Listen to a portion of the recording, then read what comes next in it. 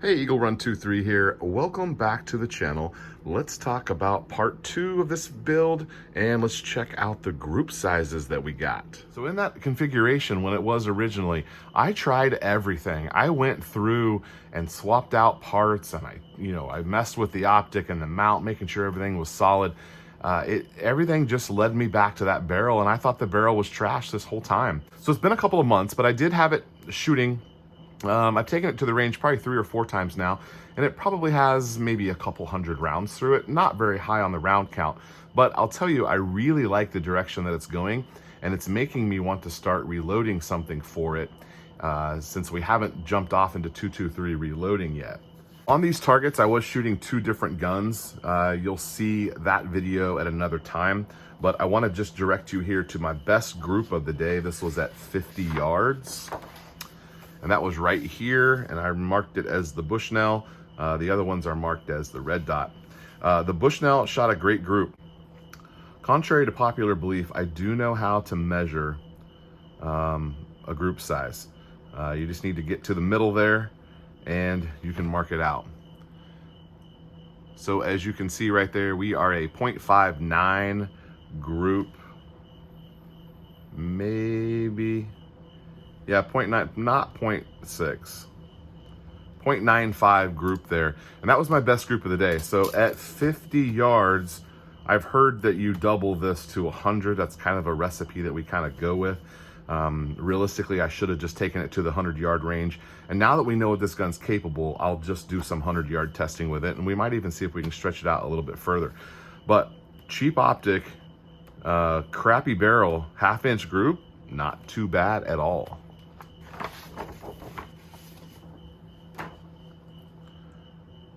So I started to see some of this the last time that I shot it, and I got some really good groups, when on its test firing day, and I was just a little surprised. So I wanted to go back and try some different ammo. So far, this gun really seems to like the 62 grain. So we'll probably delve off into a 62 grain when we do some load development. But I want to measure a couple of groups here. This one actually might be smaller. We'll check those here in just a second. So we've got a group down here. This was the first shot of the day. I did some scope maneuvering, moving things around in order to get it on target. So these were some of my first groups. That one looks pretty small, and so does that one. Let's get a measurement on those. Looks like 0.39 and a little bit larger at a 0.482 and another half-inch group over there. So as we walked our scope around aiming at different targets here, I did go ahead and shoot 3-shot groups so that I could have data, and that's why they're moving here on the target. Those are after some of my adjustments. The 62 grain arms core, I bought it at the range just to have another one to shoot. I also shot the 62 grain spear gold dot, which historically was one of my favorite 223 rounds when I was going for accuracy. But it turns out that that arms core one actually did outperform it. We've got a 0.4.5 up there, which is pretty good. And overall, very happy with the way that this gun is performing. And like I said, it is making me want to start reloading for this and really see what this gun is capable of. It's funny to me that I completely wrote off this barrel as trash, and it's proving me wrong. I know that my shooting skills have improved since then. I also know that I just have a lot more experience on several different ARs now. So it could be that that's helping me out a little bit. I don't know if it's just the way that this gun, that the barrel was mounted to the upper. Maybe there was something up with that. I've been learning some information about how to tune your gun to a round. We all know as reloaders that we can tune a round to our gun, but it's also possible to do the opposite of that. And for guys who are buying ammo off the shelf, and you may not have a ton of choices, especially if you're wanting, to go through different powder ranges, you're just gonna have to pretty much try different bullet weights. It is possible to tune your gun to a round. And when I put this gun together the second time, I definitely made sure and checked all of my accuracy things as far as torquing on the barrel, which I've learned some information about that since then.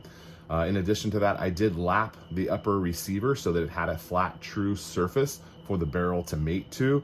I don't know if that had something to do with it. There's several things with harmonics that just make a difference in the way a gun performs. And it could be that that old configuration just was not conducive for this barrel. It's entirely possible that it was just a swing and a miss there. And we're experiencing that now with the barrel inside of a new build, and it's performing really well.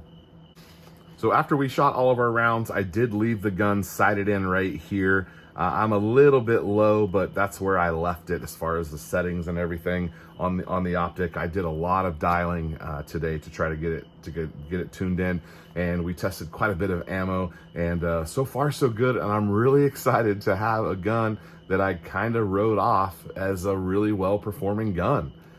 This could be a gun that you could potentially take hunting, or you could certainly go out and plink, you know, out to several hundred yards with the 223 and have a really good time. I haven't shot 223 in a long time. I love how the recoil of it.